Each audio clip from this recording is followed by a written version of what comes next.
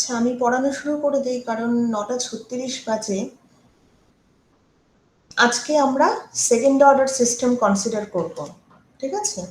তা আমরা second order system consider করে দেখব যে কি করে আগের দিনের মতোই আমরা সেকেন্ড অর্ডার ফার্স্ট অর্ডার সিস্টেমের আমরা ইউনিট স্টেপ রেসপন্স দেখেছিলাম, unit impulse response, unit ramp response এবং unit parabolic response.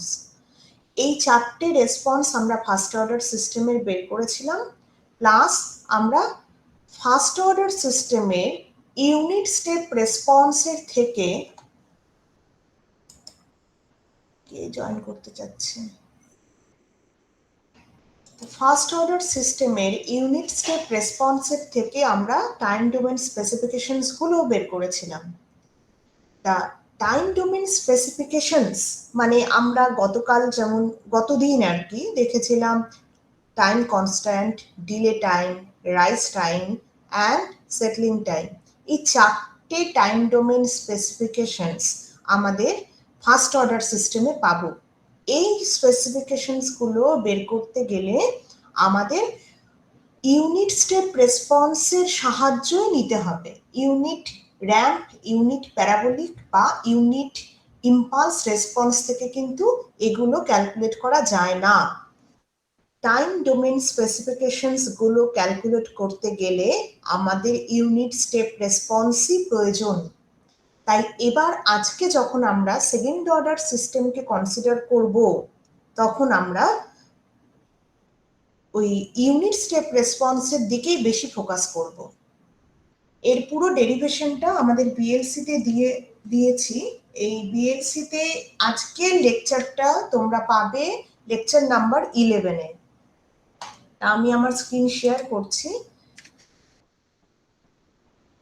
1 minute please.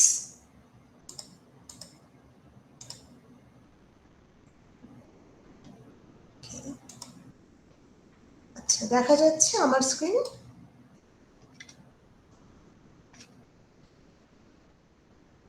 আমার স্ক্রিন কি দেখতে পাওয়া যাচ্ছে? কখনো কখনো কেউ কেউ হ্যাঁ না বুঝতে পারছি না কিছু বলো। হ্যাঁ ম্যাম, দেখা যাচ্ছে। ওকে, থ্যাংক ইউ। মানে তোমরা একটু টুকটাক শব্দ করলে বুঝতে পারবো যে হ্যাঁ আমরা সবাই আছি এখানে। এবার আমি একটা স্ট্যান্ডার্ড সেকেন্ড অর্ডার সিস্টেমকে কনসিডার করেছি, ট্রান্সফার ফাংশনকে। যেভাবে আমরা একটা ফার্স্ট অর্ডার সিস্টেমকে কনসিডার করেছিলাম ঠিক একই রকম ভাবে। তোমরা বেশিরভাগ বইতে দেখতে পাবে এখানে ওপরে কে বলে কোনো টার্ম থাকে না। তা কে ওমেগা মানে শুধু থাকে omega N square by A square plus 2 zeta, এটা জিটা, হ্যাঁ, zeta omega N S plus omega N square. এটা দেখতে পাচ্ছি সেকেন্ড অর্ডার সিস্টেম, কারণ এই ডিনোমিনেটরে এস এর হাইয়েস্ট পাওয়ার হচ্ছে 2, তার মানে এটা সেকেন্ড অর্ডার সিস্টেম। তা আমি যে কথাটা বললাম, বেশিরভাগ বইতে এই কে কনস্ট্যান্টটা লেখা থাকে না। অনেক সময় দেখা যায় এই ওপরের ওমেগা এন স্কোয়ার এবং নিচের ওমেগা এন স্কোয়ারের মান সমান। তাতে একটা অদ্ভুত ধারণা আমার স্টুডেন্ট লাইফে তৈরি হয়েছিল এবং আমার স্টুডেন্টদেরও তৈরি হয়। সেটা হচ্ছে এই ওপরের ভ্যালুটা নিচের ভ্যালুটা সেম হবে সব সময়। না, এটা ম্যান্ডেটরি না। নিচের ভ্যালুটা আমার ন্যাচারাল ফ্রিকোয়েন্সিকে প্রকাশ করছে, কিন্তু ওপরের ভ্যালুটায় যে কোনো গেইন থাকবে না তার তো কোনো গ্যারেন্টি নেই। ওপরের ভ্যালুতে কোনো গেইন থাকতেই পারে সিস্টেম প্যারামিটারের উপর ডিপেন্ড করে। তাই ওপরের ভ্যালু নিচের ভ্যালু সেম না থাকাটাই স্বাভাবিক। আমরা অঙ্কটাকে সহজ করার জন্য আলাদা কোনো গেইনকে ধরি না, আলাদা কোনো গেইনকে আমি 1 করে দিই। তাই আমার অঙ্কগুলোতে উপরের ভ্যালুটা আর নিচের ভ্যালু এই ভ্যালুটা সেম দেখায়। কিন্তু এই সেম দেখানোর গন্ডগোলটা হলো আমাদের কনসেপ্টটা গন্ডগোল হয়ে যায়। আমরা মনে করি যে উপরের ভ্যালু এবং নিচের ভ্যালু সেম। না, সেটা নাও হতে পারে। প্র্যাকটিক্যালি আমার কোনো একটা সিস্টেম প্যারামিটারের কনস্ট্যান্ট এখানে থাকতেই পারে। তা সেই কারণে যখন আমার ওমেগা এন এর মান বের করতে হবে, আমরা তখন ওপরের ভ্যালুর সাথে কম্পেয়ার করব না, কারণ ওর সাথে গেইন ইনভলভ থাকতে পারে যদি ওপরের ভ্যালু নিচের ভ্যালু আলাদা হয়। তা আমরা ওমেগা এন এর মান বের করার সময় সবসময় এই ভ্যালুর সাথেই কম্পেয়ার করব, তাহলে আর কোনো ভুল হবে না। এবার জিটা, এটা হচ্ছে ড্যাম্পিং ফ্যাক্টর। ড্যাম্পিং ফ্যাক্টর মানে অসিলেশনসটা যখন ধীরে ধীরে কমে যায়, অসিলেশনসটা যখন ধীরে ধীরে শেষ হয়ে যায়, তার মানে যখন ড্যাম্পিং থাকবে না, আনড্যাম্পড, ড্যাম্পিং থাকবে না, তার মানে ফুল অন অসিলেশন থাকবে, সম্পূর্ণ অসিলেটরি। তার মানে যখন ড্যাম্পিং থাকবেই না, আনড্যাম্পড, যখন জিটার মান 0 থাকবে, তখন আমার ওয়েভ ফর্মে কোনো অসিলেশনস ধীরে ধীরে কমবেই না, অসিলেশনস থেকেই যাবে, সেটা হচ্ছে আনড্যাম্পড। এইভাবে এই ড্যাম্পিং ফ্যাক্টরের উপর বেস করে যে কোনো সেকেন্ড অর্ডার সিস্টেমকে আমরা 4টে ভাগে ভাগ করতে পারি। একটা হচ্ছে আন্ডার ড্যাম্পড, যখন আমার এই ড্যাম্পিং ফ্যাক্টরের মানটা 0 থেকে 1 এর মধ্যে হবে। যখন ড্যাম্পিং ফ্যাক্টরের মানটা পিওর 0 হবে, মানে কোনো ড্যাম্পিং নেই, তখন হচ্ছে আমার আনড্যাম্পড।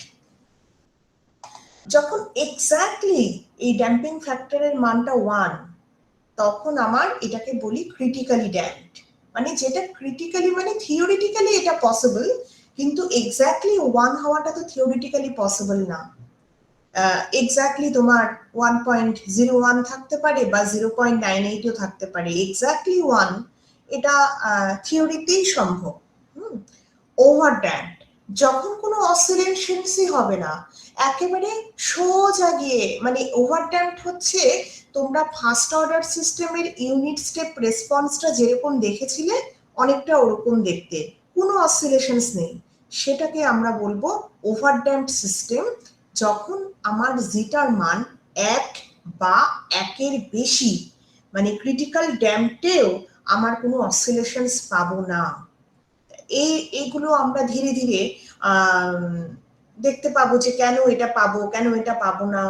এখানে আমি তোমাদেরকে আসলে আমার আত্মার শান্তির জন্য আমি ডেরিভেশনটা দেখিয়েছি, but it's not so much necessary. কিন্তু আমি জানি তোমাদের ক্লাসে বেশ কিছু আগ্রহী স্টুডেন্ট আছো যারা এটা জানতে চাও যে কি করে এটা হলো, আমি তাদের জন্য এটা লিখে রেখেছি। তা এখানে দেখো, আমি প্রথমে আগের দিন যেরকম বলেছিলাম যে আউটপুটটা জানতে গেলে আমার ট্রান্সফার ফাংশনের সাথে ইনপুটটা গুণ করে দিলেই হবে। তা আমি ট্রান্সফার ফাংশন যেটা ধরেছিলাম তার সাথে ইনপুটটা গুণ করে দিলাম। গুণ করার পর দেখতে পাচ্ছি এটাকে যদি আমার a plus B whole square ফর্মে আনতে হয়, তাহলে a স্কোয়ার প্লাস 2ab, তাহলে বি স্কোয়ার তো হবে জিটা স্কোয়ার ওমেগা এন স্কোয়ার, কিন্তু সেটা তো এখানে নেই। তার মানে এখানে আমি আলাদা করে জিটা স্কোয়ার ওমেগা এন স্কোয়ার যোগ করব এবং বিয়োগ করব, যাতে এফেক্টিভলি সেটা না থাকে, কিন্তু এটা যোগ করছি যাতে a plus B whole square এই ফর্মটা আনানো যায়। তা এইভাবে আমি a plus B whole square ফর্মটা আনলাম এবং এখান থেকে ওমেগা এন স্কোয়ার কমন নিয়ে তারপর আমি এইভাবে লিখলাম।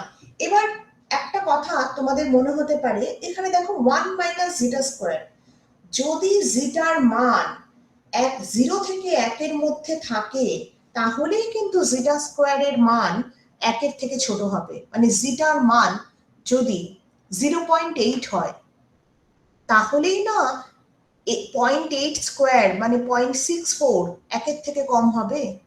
মানে 0.0 থেকে 1 এর মধ্যে থাকবে, এরকম কন্ডিশনেই আমি এইভাবে লিখতে পারি। তার মানে আন্ডার ড্যাম্পড কেসেই আমি এইভাবে লিখতে পারি। যদি এটা ওভার ড্যাম্পড কন্ডিশন হতো, তাহলে আমার জিটা যেহেতু 1-এর থেকে বড়, সেক্ষেত্রে আমার জিটা স্কোয়ার ওমেগা এন স্কোয়ার আগে রাখতে হতো এবং ওমেগা এন স্কোয়ার পরে রাখতে হতো, কারণ জিটা স্কোয়ারের মান 1-এর থেকেও বেশি হবে, আমাকে ওভাবেই লিখতে হবে।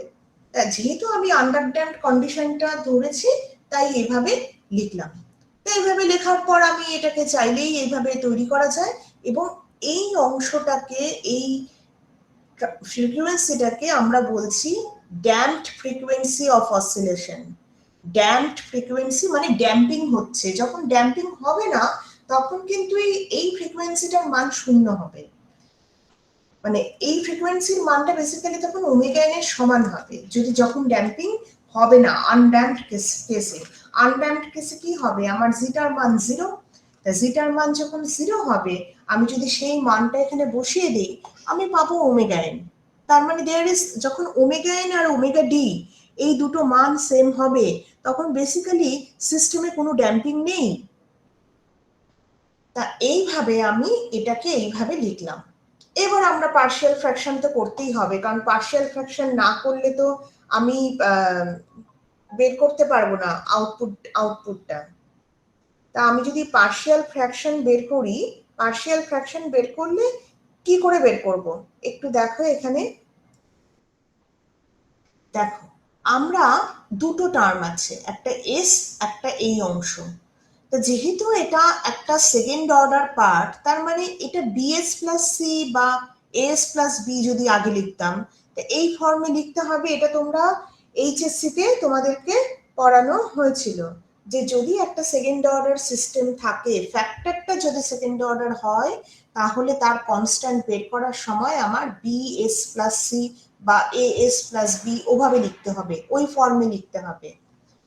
এবার আমি বজ্রগুণন করে দিলাম, করে কাটাকাটি যা হবে হয়ে আমি এদিক ওদিক সমান করে লিখে নিলাম যে এই যে দেখো আমি এভাবে লিখেছি। লেখার পর সমস্ত এ স্কোয়ারের কোএফিসিয়েন্ট গুলোকে একদিকে রাখবো, এস এর কোএফিসিয়েন্ট গুলোকে একসাথে রাখবো এবং যার কোনো এস নেই তা সেগুলোকে একসাথে রাখবো।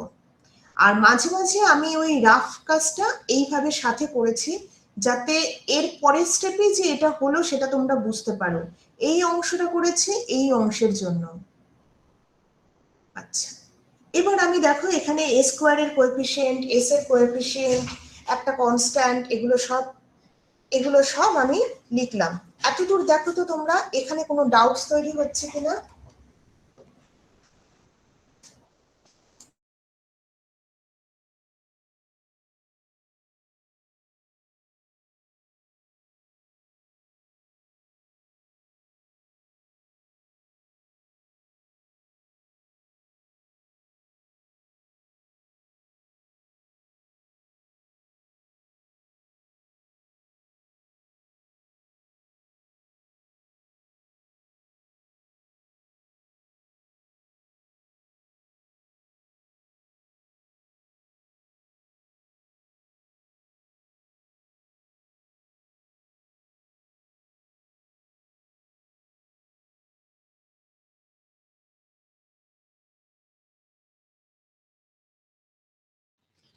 ম্যাম এখানে ওমেগা ডিটা কি ড্যাম্পিং ফ্রিকোয়েন্সি? হ্যাঁ, ওমেগা ডি হচ্ছে ড্যাম্প ফ্রিকোয়েন্সি অফ অসিলেশন বা damping frequency of oscillation omega D, যেটা হচ্ছে আমার এই যে ড্যাম্প ফ্রিকোয়েন্সি অফ অসিলেশন, মানে এটা মানে হচ্ছে যে ড্যাম্পিং হচ্ছে। এবার আমি যদি এখানে সমান সমান করি তার মানে এদিকে একটা কনস্ট্যান্ট এদিকে একটা কনস্ট্যান্ট, তার মানে এই দুটোকে সমান করতে পারবো। এই দুটোকে যদি সমান লিখি এর মান আমার বেরিয়ে গেল। আবার দেখতে পাচ্ছি এ স্কোয়ারের কোনো কোএফিসিয়েন্ট আমার বাঁ দিকে নেই, তার মানে এ প্লাস বি সমান 0, তাহলে সেখান থেকে বি এর মানও বেরিয়ে গেল। এর মান অলরেডি জেনে গেছি, তার মানে সেখান থেকে আমরা সি এর মানও বেরিয়ে যাব। এবার সেই মানগুলোকে যদি এখানে বসিয়ে দেই তাহলে ধীরে ধীরে আমরা রেফারেন্স কথাটা ওঠেনি কেন বুঝলাম না। এখানে আমি তোমাদের জন্য একটুখানি ওই টেবিল থেকে ইনভার্স ল্যাপ্লাস কার কি ল্যাপ্লাস ট্রান্সফর্ম হয় সেটা একটু লিখে দিয়েছি। যদি এটার ল্যাপ্লাস ট্রান্সফর্ম এটা হয় তার মানে এটার ইনভার্স ল্যাপ্লাস ট্রান্সফর্ম এটা হবে। তার মানে এখানে আমরা সেই পদ্ধতিটাকে ব্যবহার করে, সেই রুলসটাকে ব্যবহার করে সরাসরি আমরা লিখতে পারি যে এটা হচ্ছে আমার এখান থেকে পাওয়া ইনভার্স ল্যাপ্লাস ট্রান্সফর্ম।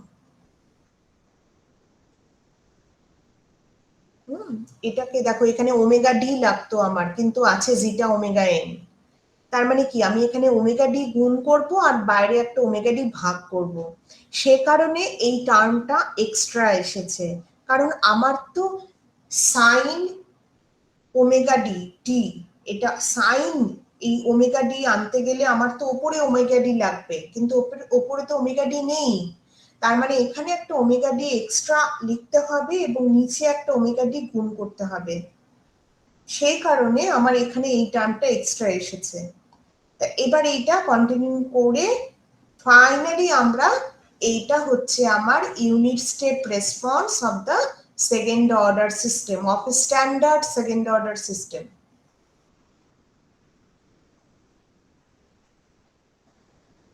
ঠিক আছে, এখানে যে অসিলেশনসটা হবে, ডিলেটা হবে, সেটা বেসিক্যালি কন্ট্রোলড হচ্ছে এই E to the power minus zeta omega N T, যেরকম ফার্স্ট অর্ডার সিস্টেমেও আমাদের ওটা দিয়েই কন্ট্রোলড হয়েছিল।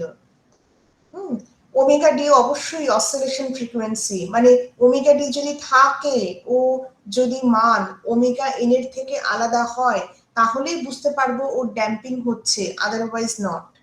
হ্যাঁ, জিটার মান যত কম হতে থাকবে তত আমার দেখা যাবে যে অসিলেশনস বেশি হতে থাকবে, জিটার মান যত বেশি হতে থাকবে আমার রেসপন্সের অসিলেশনস তত কম হতে থাকবে।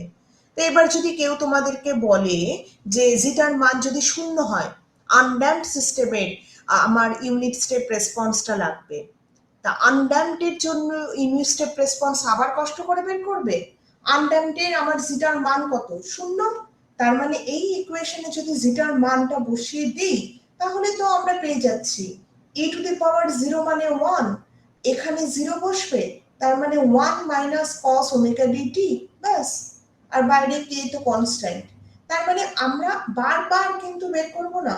আমাকে যদি বলে ক্রিটিক্যালি ড্যাম্পড সিস্টেমের ইউনিট স্টেপ রেসপন্স কি হবে, এখানে ক্রিটিক্যালি ড্যাম্পড সিস্টেমের জিটার মান হয় 1, তার মানে এখানে আমরা 1 বসিয়ে দিলেই আমরা ভ্যালু পেয়ে যাব। হ্যাঁ, এখানে একটা সমস্যা হবে, এখানে আমার ইনফাইনাইট চলে আসবে, এখানে ওভাবে ভ্যালু পাবো না।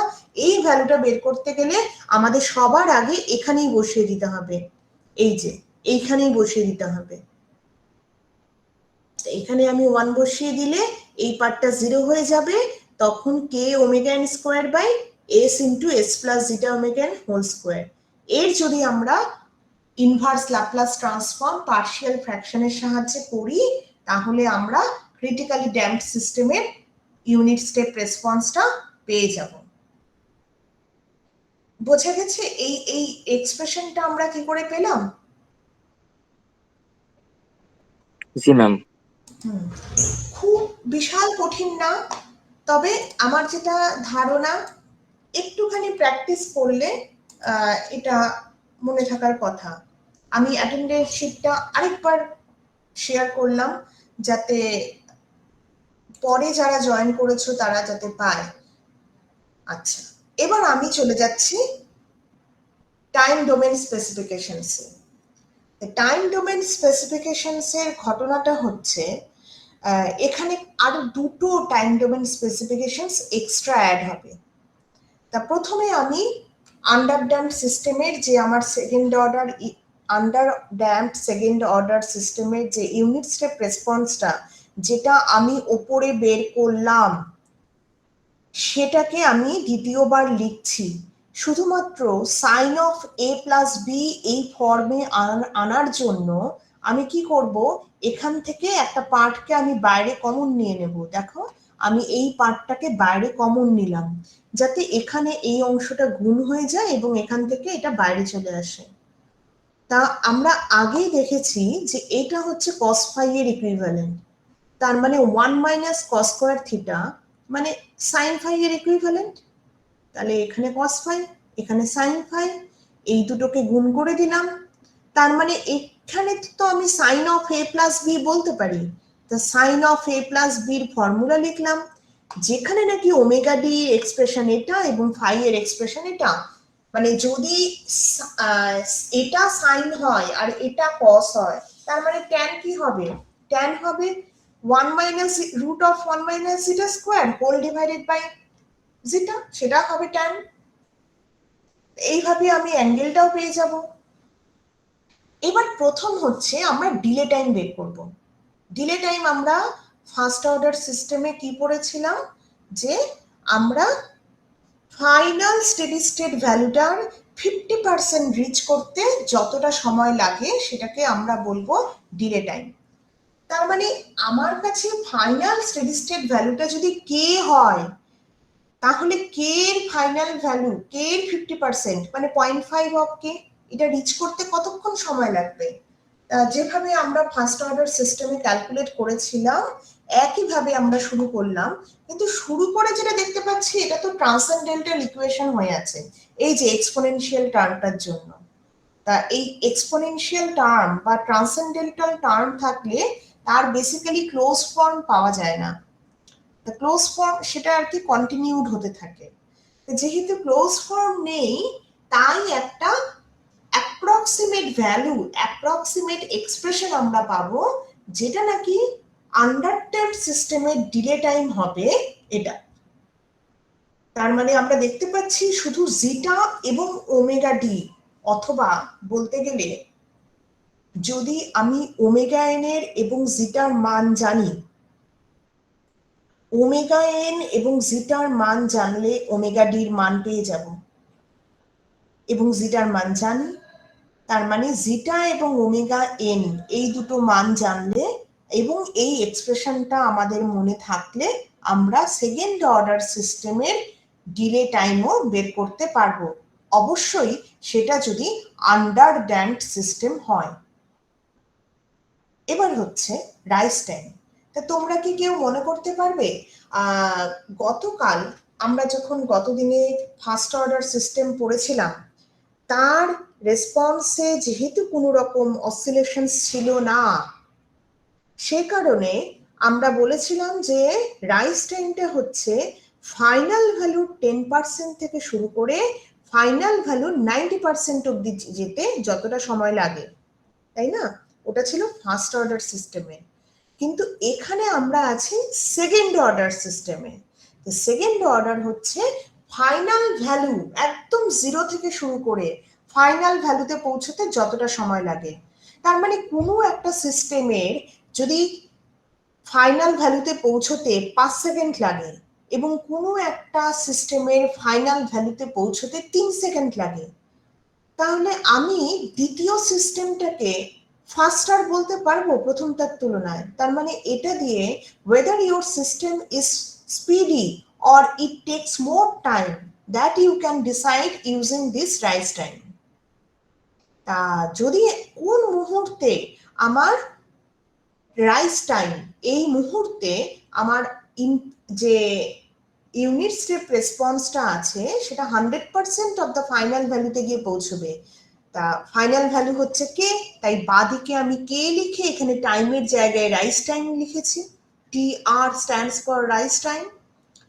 তো এবার আমি যদি বাঁদিক ডান দিক সমান করি, কাটাকাটি করি, ফাইনালি আমি দেখতে পাবো এটা ইকুয়ালস টু 0। এই টার্মটা একটা কনস্ট্যান্ট টার্ম, তার মানে এটাও আমি ইকুয়ালস টু 0 লিখতে পারি। এবার sine of something is equal to 0 দুভাবে হতে পারে, যদি আমার অ্যাঙ্গেলটা বাই ডিফল্ট 0 হয়, অথবা যদি পাই, 2 পাই, 3 পাই এরকম পাই এর হয়, তখন আমি ওটাকে 0 বলতে পারি। তা আমি এখানে বললাম যে এ যদি 0 হয় তাহলে সেটা আমি ধরে নিলাম sine of pi, sine of pi হলেও 0 হবে। তাহলে আমি বলতে পারি কম্পেয়ার করে যে ওমেগা ডি টি আর plus phi is equal to pi. তাহলে আমি এখান থেকে টি আর বের করতে পারবো, তার কারণ আমি ফাই জেনে গেছি। এইভাবে জিটার মান জানলে ফাই এর মান বের করতে পারবো, সেটাকে আমি পাই থেকে বিয়োগ করতে পারবো, ওমেগা ডির মান বের করতে পারবো। কিন্তু একটা জিনিস আমাদের মাথায় রাখতে হবে, পাই এর ইউনিট কত সেটা কি কেউ আমাকে বলতে পারবে?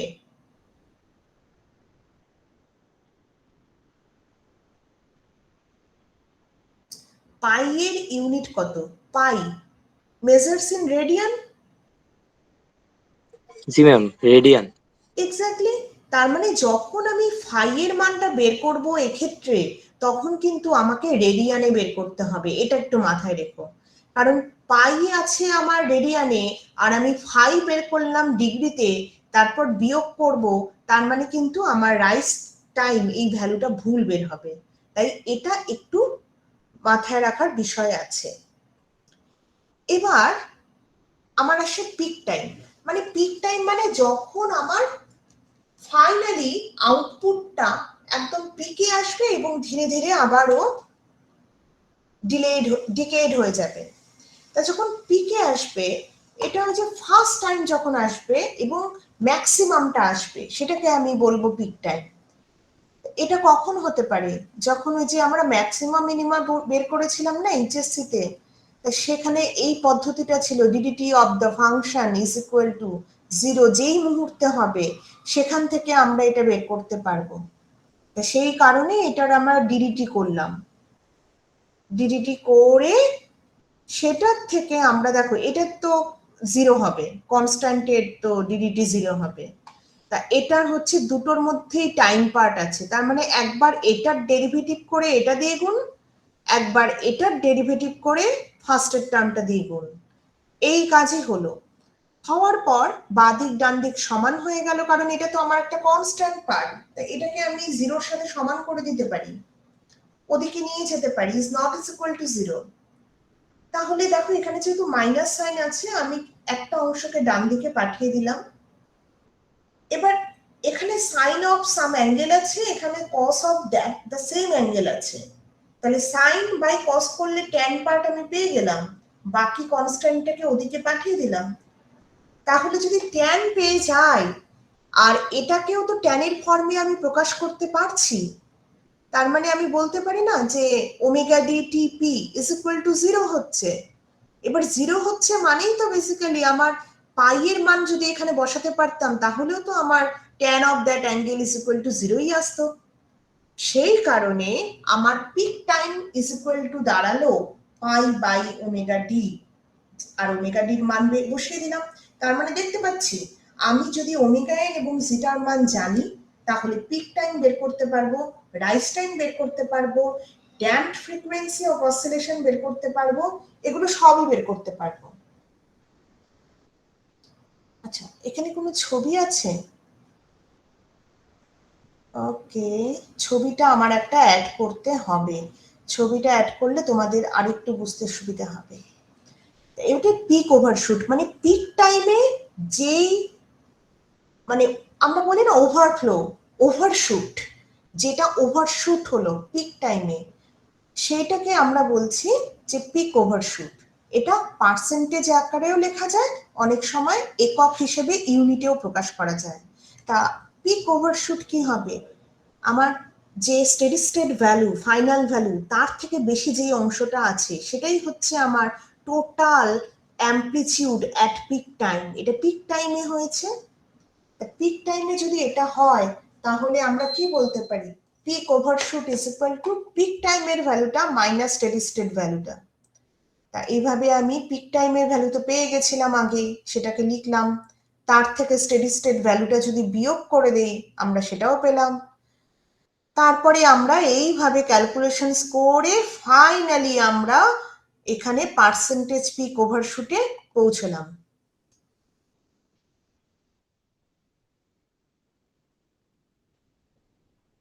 ঠিক আছে, এই অঙ্কগুলো তোমাদের একটুখানি দেখে রাখতে হবে যে কি করে আসলো, কি করে ঘটনাটা এলো। কারণ শুধুমাত্র সূত্র মুখস্থ করে রাখাটা হ্যাঁ ইজি হতে পারে, কিন্তু আসলো কি করে? এই যে মনে করো এখানে কে এর মান আছে, যদি আমি কে এর মান 0 করে দিই, কে এর মান 1 করে দিই, তাহলে কিন্তু ঘটনাটা আলাদা হবে। কে এর মান যদি 1 করে দিই, তাহলে কিন্তু শুধু পিক ওভারশুট হবে e to the power minus zeta pi by 1 minus root of 1 minus zeta square. এবং তাকে যদি আমি 100-র সাথে গুণ করি, তখন সেটা হবে পার্সেন্টেজ পিক ওভারশুট।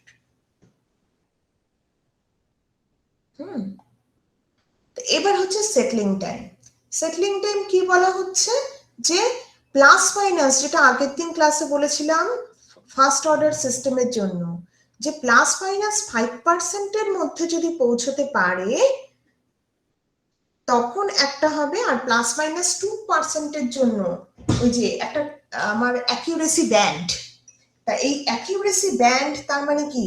আমার এই অ্যাকিউরেসি এক্সপোনেনশিয়াল টার্মের যে এনভেলপটা সেটা হচ্ছে এটা দিয়ে প্রকাশ হচ্ছে, যেটা আমার আউটপুট এক্সপ্রেশনে আছে। তার মানে সেটলিং টাইমের এটা +-2% এর ক্ষেত্রে কি হবে, ইজ ইকুয়াল টু 0.02, 2%, 0.02। এটাকে ন্যাচারাল লগারিদম করলেই আমি এই অংশটাকে নিচে নামাতে পারবো যাতে টিএস এর মানটা বের করা যায়। এটা বের করলে দেখা যাচ্ছে ওটা অ্যাপ্রক্সিমেটলি 4 হয়, 3.997 এরকম কিছু একটা ভ্যালু আসে। তার মানে আমার যদি +-2% এর ক্রাইটেরিয়া তোমাদেরকে সেটলিং টাইম বের করতে বলি, তার মানে সেটা হবে 4/ζ-ωn। কিন্তু যদি +-5% মানে আমার ব্যান্ড আরো মানে ওয়াইড, তার মানে সেখানে তো আমি আরো আগে পৌঁছে যাব। তাহলে আরো আগে যদি পৌঁছে যাই তাহলে আমাদের সেটলিং টাইম কম হওয়ার কথা। তা এই অঙ্ক করেও দেখতে পাচ্ছি যে যদি এই হিসেবটা করি তাহলে সেটলিং টাইম আমার কাছে আসবে এরকম এরকম আসবে। এটাও তোমার 2.97 এরকম ভ্যালু আসে, যেটা অ্যাপ্রক্সিমেটলি 3। তার মানে এবার আমি এখানে সব সূত্রগুলো লিখে রাখলাম। এটা আমাদের একবারে মাথায় রাখার জন্য যে একটা under damped second order system যদি থাকে তাহলে তার ডিলে টাইম এভাবে বের করতে পারবো, আমরা রাইজ টাইম এভাবে বের করতে পারবো। কিন্তু অবশ্যই মাথায় রাখতে হবে যে আমার নিচে ওমেগা ডির ইউনিট হচ্ছে রেডিয়ান পার সেকেন্ড, ওপরে পাই এর ইউনিট হচ্ছে রেডিয়ান। তার মানে ফাই আমার রেডিয়ানে বের করতে হবে, নইলে আমি রাইজ টাইমের ইউনিট সেকেন্ডে পাবো না। পিক টাইমেও ওপরে আমার পাই এর ইউনিট হচ্ছে রেডিয়ান, ওমেগা ডির ইউনিট হচ্ছে রেডিয়ান পার সেকেন্ড। তার মানে আমি যদি ওমেগা ডি রেডিয়ান পার সেকেন্ডে না করি তাহলে ফাইনালি কিন্তু আমি পিক টাইমকে সেকেন্ডে পাবো না। পার্সেন্টেজ পিক ওভারশুট নর্মালি এইভাবেই লেখা হয়। হ্যাঁ, সেটলিং টাইম দুটো ক্রাইটেরিয়া আছে, +-5% আগে চলে আসবে, এগিয়ে আসবে, আমি অনেক আগেই সেই মাত্রাটা রিচ করতে পারবো, তাই তার সেটলিং টাইম কম। এবং আরো সূক্ষ্ম অ্যাকিউরেসিতে পৌঁছতে গেলে আমার আরেকটু সময় দিতে হবে, আমরা ক্যালকুলেশন করেও দেখতে পাবো, সেটা অ্যাপ্রক্সিমেটলি 4/ζ-ωn। তার মানে কোনো একটা সেকেন্ড অর্ডার সিস্টেমে যদি আমরা জিটার মান এবং ওমেগা এন এর মান যদি পেয়ে যাই তাহলে এই সব কটা মান আমরা ক্যালকুলেট করতে পারবো। ইভেন যদি তোমাদেরকে মনে করো আমি বললাম যে পিক টাইম বলে দিয়েছি, জিটা বলে দিয়েছি, ওমেগা এন এর মানটা বের করো। পিক টাইম বলে দিয়েছি, জিটা বলে দিয়েছি, একটু কথাটা মাথায় আনো, পিক টাইম বলে দিয়েছি, জিটা বলে দিয়েছি, এটা আমার জানা। তাহলে পিক টাইম এবং পাই জানি, তার মানে ওমেগা ডি বের করতে পারবো। ওমেগা ডি যদি জানি এবং জিটা যদি জানি সেখান থেকে ওমেগা এন বের করতে পারবো। তার মানে এইভাবে আমরা ক্যালকুলেশনসটা করতে পারবো। এর সাপোর্টিং মেটেরিয়াল 11 নাম্বার যে তোমার বিএলসি তে অ্যাকাউন্টটা আছে সেখানে 11 নাম্বারে আমাদের সাপোর্টিং মেটেরিয়ালস আছে, যেখানে বেশ কিছু প্রবলেম সলভ করে দেওয়া হয়েছে ফর আওয়ার আন্ডারস্ট্যান্ডিং, আমাদের কনসেপ্টটাকে ক্লিয়ার করার জন্য। সেই অঙ্কগুলো কিন্তু মাস্ট। হ্যাঁ, তা সেটা করলে তোমাদের এই কি করে ক্যালকুলেশনটা হচ্ছে সেটা ক্লিয়ার হবে। তো এবার আমি এটা শুধু থিওরিটিক্যালি অ্যাপ্লিকেবল না, এটা প্র্যাকটিক্যালিও পসিবল। কিভাবে একটা আরএলসি সার্কিটে যদি ড্যাম্পিং কখন হচ্ছে বা কি করে আমরা ওর অসিলেশনস কমাতে বাড়াতে পারবো, সেটার জন্য আমি একটা সিম্পল আরএলসি সার্কিট নিয়েছি এবং ফাইনালি আমরা ওকে একটা স্ট্যান্ডার্ডের সাথে তুলনা করলাম। এই যে যেটা পেয়েছি সেটার সাথে একটা স্ট্যান্ডার্ডের তুলনা করলাম, তুলনা করে দেখতে পাচ্ছি যে ওমেগা এন স্কোয়ার মানে 1/LC এবং 2ζ ওমেগা এন মানে R/L। তার মানে এই দুটোর থেকে এখান থেকে তো আমি ওমেগা এন পেয়ে যাব, আর সেই ওমেগা এন এর মানটা এখানে বসিয়ে দিলে আমি জিটার মান পেয়ে যাব। তাহলে এই মানটা কখন 1 হবে, সেটা হবে আমার ক্রিটিক্যালি ড্যাম্পড কন্ডিশন। জিটার মান 0 হলে আমার আনড্যাম্পড হবে, তার মানে এটার মান 0 করতে গেলে আমি রেজিস্ট্যান্সকে 0 করে দিলেই যথেষ্ট, তখনই আমার আরএলসি সার্কিট আনড্যাম্পড হয়ে যাবে। তার মানে রেজিস্ট্যান্স তুলে নিলেই আমার ওটা এলসি সার্কিট হয়ে যাবে, অসিলেটর সার্কিট। এবার যদি 0 থেকে 1 এর মধ্যে আনতে চাই জিটার মান, তার মানে আমরা এই ভ্যালুটাকে 0 থেকে 1 এর মধ্যে আনতে চাই, 1 এর থেকে ছোট হতে হবে। তার মানে 1 এর থেকে ছোট হতে হবে মানে কি, আর এর ভ্যালুকে কত হতে হবে, 2 কে ওদিকে নিয়ে যাব, root of C by L কে ওদিকে নিয়ে গেলে এল বাই সি হয়ে যাবে। তার মানে আর এর ভ্যালু এই ভ্যালুর থেকে ছোট হতেই হবে। তার মানে একটা সিম্পল আরএলসি সার্কিটে শুধুমাত্র রেজিস্ট্যান্সের ভ্যালু ভ্যারি করে করেই আমরা ওর ড্যাম্পিং এর নেচারকে চেঞ্জ করতে পারবো। হ্যাঁ, এখানে তোমাদের মাথায় একটা প্রশ্ন আসতে পারে যে ma'am, why why not varying the values of L and C? ম্যাটল্যাবে সেগুলো ভ্যারি করা খুব সহজ, কিন্তু যদি আমরা সেটাকে প্র্যাকটিক্যালি ইন্ডাক্টরের ভ্যালু, ক্যাপাসিটরের ভ্যালু চেঞ্জ করতে চাই, সেটা তো কন্টিনিউয়াসলি ভ্যারি করা যাবে না। আমাদের কাছে এখানে কয়েকটা এলিমেন্ট রাখতে হবে, সেই কম্পোনেন্ট গুলোকে চেঞ্জ করে করে আমি ম্যাক্সিমাম ভ্যারি করতে পারি। কিন্তু ফর কন্টিনিউয়াস ভ্যারিয়েশন আমরা রেজিস্ট্যান্সকে একটা পোটেনশিওমিটারের সাহায্যে ভ্যারি করে দিতে পারবো, সেটা আরো ইজি হবে। তা শুধু একটা পোটেনশিওমিটারকে ভ্যারি করে করে আমরা একটা সেকেন্ড অর্ডার আরএলসি সার্কিটের undamped case, underdamped case, critically damped case এবং ওভারড্যাম্পড কেস, এই সব কটা পেতে পারবো। কি করে পাবো সেটা বোঝা গেছে?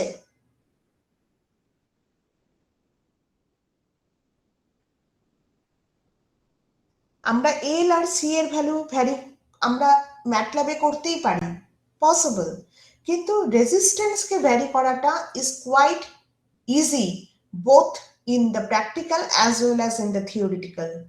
সেই কারণে আমরা এখানে রেজিস্ট্যান্সের কন্ডিশনটাকে ভ্যারি করাচ্ছি এই এক একটা ড্যাম্পিং কন্ডিশনে রিচ করার জন্য। এবার যদি তোমাদের কোথাও কোনো ডাউটস থাকে আমাকে একটু কোশ্চেন করো।